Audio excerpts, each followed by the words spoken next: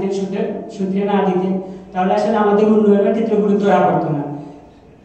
এবং এটার সাথে আমি বলতে চাই যে আমাদের পৃথিবীর সবচেয়ে আজ এই বিদায় লগ্নে দাঁড়িয়ে আমার একটি কথাই মনে হচ্ছে, এই শাসনের আড়ালে ছিল ভালোবাসা, ছিল শিক্ষকের আদর, ছিল স্নেহ এবং ছিল ভবিষ্যতের স্বপ্ন দেখানো পথ প্রদর্শক।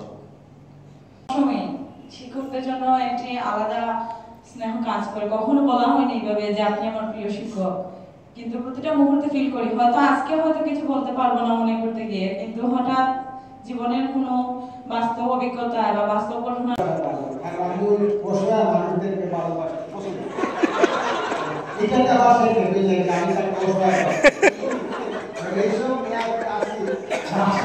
কি বলবো আমি আসলে ভাবছিলাম যে আমার চোখের দিক আমি আগে চলে আসবে, আপনারাও কান্না করবেন, আমিও করবো।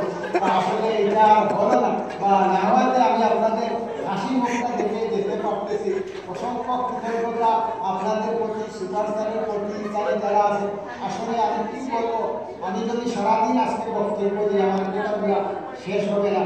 আপনারা মনে রাখবেন আমার যদি আমার কাছ থেকে কিছু শিখে আপনারা ওইটা প্রাথমিক শিক্ষার উন্নয়নের কাজে লাগান, আর ওইটার ভিতরে যদি একটা শিশু ভালো মানুষ হয়, দেশ থেকে হাই স্কুলে শিক্ষকতা শুরু করে যারা তো রাবিশ টিচার ছিলাম, ছাত্রদের মারামারি করতাম, পিটাপিটি করতাম, তো কেন যেন আপনারা যেমন ভালোবাসেন ওরাও আমাকে ভালোবাসতো।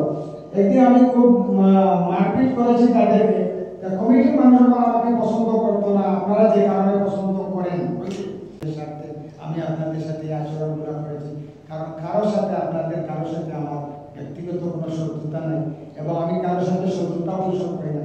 আমি বকা দিই, যেটাই করি শ্রেণীকক্ষের ভিতরে হোক বাইরে ওই জায়গায় শেষ, পরবর্তীতে আমি এটা মনে রাখি।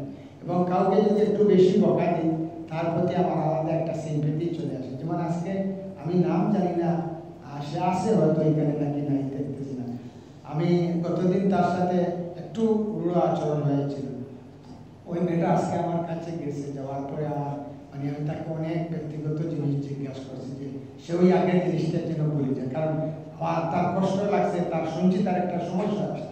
তো যাই হোক, এই জিনিসগুলো আমাকে আসলে আমি আপনাদের সাথে যে কঠিন কঠিন কথা বলি, পরবর্তীতে আমার মনের মাঝে এটা কষ্ট লাগে যে কেন আমি এগুলো বললাম, না বললে কি পারতাম না, দিলে আমার কোন জিনিসটা আমাকে করতে হবে যে আমি যদি এগুলো না করি। আবার পরবর্তীতে দেখি অভ্যাস তো ওই অন্যা দেখলেই চলে আসে। আর বিশেষ করে আমি যাদেরকে একটু বেশি ভালোবাসি তাদেরকে বেশি বকাঝকা, যে সামাদকে যে আমাদের শ্রদ্ধেয় শামীম স্যারের বিদায় অনুষ্ঠান ছিল আমাদের বিটিপিটি প্রশিক্ষণার্থী 2025 ব্যাচের পক্ষ থেকে, সিলেট পিটিআই থেকে।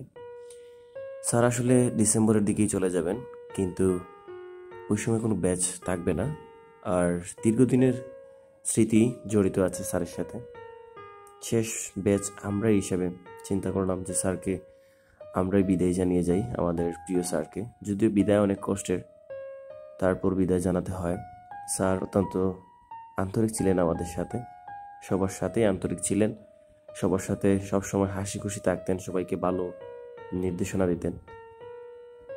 খুবই কষ্ট হচ্ছে স্যার বিদায় নেবেন আমাদের সবার কাছ থেকে, চাকরি জীবন থেকে রিটায়ারমেন্টে যাবেন।